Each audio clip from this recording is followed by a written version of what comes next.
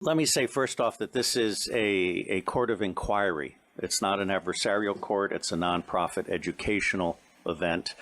And with enormous energy and intelligence, all of us have been brought together to try to bring out some of the aspects. So if I may, I have prepared an overview statement based on my work these many past weeks. And I want to just say that as a parent and as a patriot, I'm absolutely outraged by what we're allowing to happen to our children. Humanity is judged on how you treat the weakest member of the society.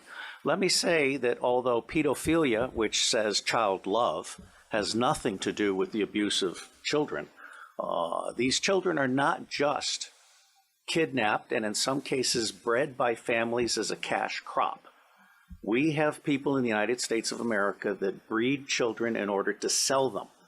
And when they are sold, they come without birth certificates, which means it's easier to kill them and have no one ask where they are. We're also importing children by the plane load. Again, children who have no documentation. It's not just child slavery or child sex abuse.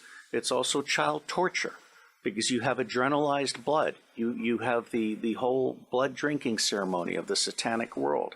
It's also the use of children for harvesting body organs. We'll have the Falun Gong testimony tomorrow. One of the reasons that the Falun Gong are so popular is because they're so healthy, so that you can harvest their body organs and get the very best. And then you have ritual ceremonies and ritual murder, as well as incidental murder. But I know the system. I've been a spy all over the world. I have created the Marine Corps Intelligence Command. I have trained intelligence and law enforcement representatives, over 8,000 of them from across 66 countries. They are all, without exception, good people trapped in a bad system. And one of the most wonderful things that this court could achieve, now that we've had Pizzagate, for example, which opened people's mind, is we could achieve an opening of the public mind and an absolute imperative from the public to governments, including the U.S. government, which I think is the center of gravity in so many ways.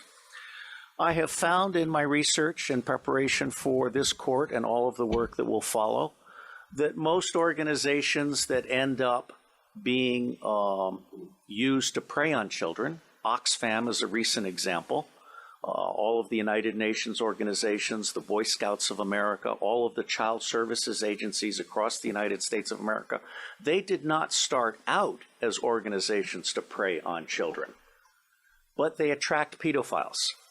And ultimately, pedophiles end up rising in the ranks and controlling those organizations, so that an organization that initially started out in the service of children becomes an organization that is in fact hunting children.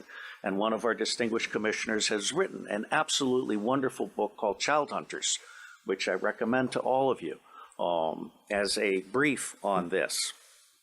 Now, it's not my working assumption, but the working assumption yet to be proven that the totality of the children disappearing worldwide is toward 8 million people, toward 8 million children.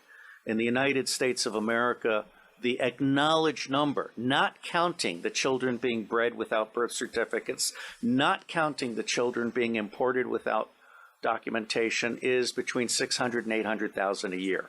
Now imagine Africa and East Asia and all these other locations. I personally believe that the number we want to try to document is rising well beyond the official figures, and we have yet to learn what the actual number is, okay? The other working assumption is how long do these children survive within this system? What I am hearing from the witnesses that I've talked to is 2 years. It may be longer, it may be 4 years, it may be 6 years, but by and large, these children are so abused. I mean, we're talking rapes by the hour and so forth, that they reach their expiration date within 2 years. And then they're murdered with impunity, or they're ritually murdered if that's what they've been bred for.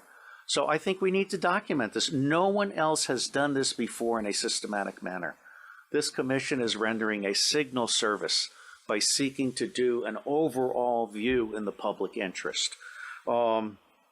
This will be a massive, massive undertaking.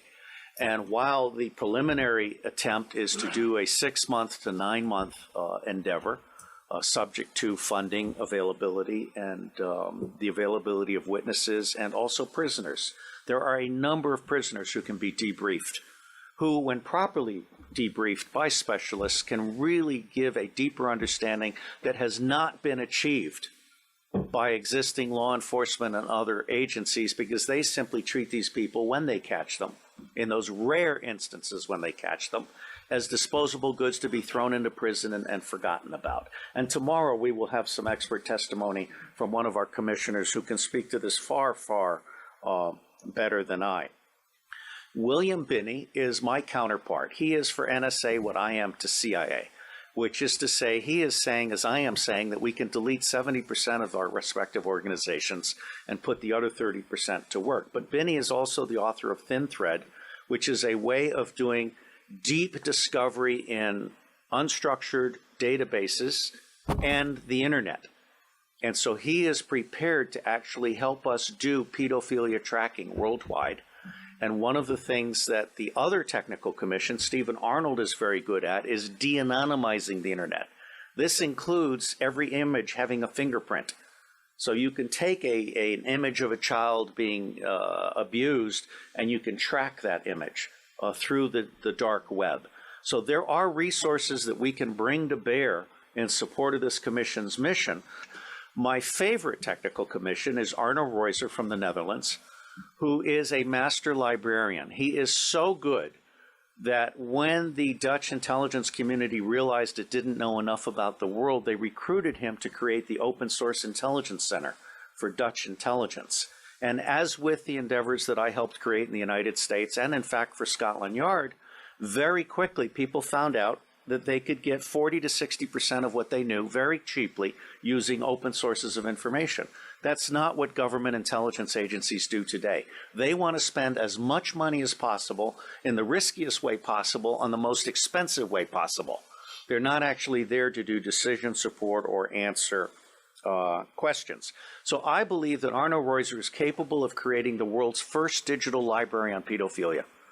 And this would be a multilingual library to include local dialects.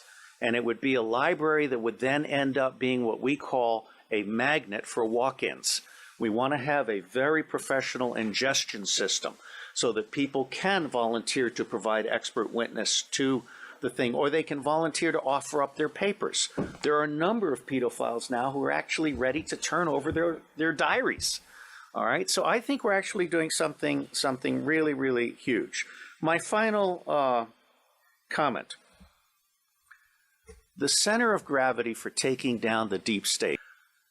Pedophilia is both the induction glue. Pedophilia is how the deep state recruits and controls people. It is also the Achilles heel of the deep state. I believe that once the public realizes that the government is not protecting their children at a scale of vulnerability that we can articulate, then everything else about the government is called into question. All right?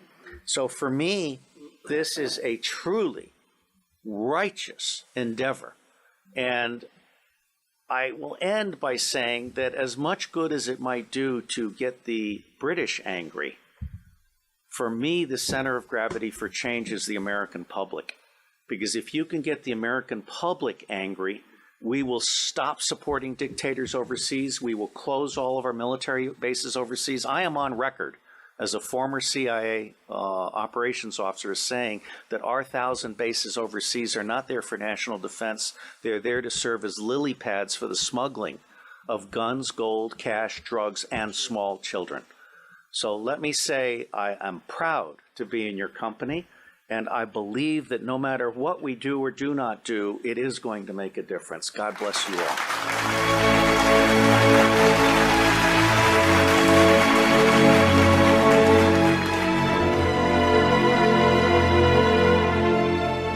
We are the power behind the ITNJ. Add your voice. Sign the treaty.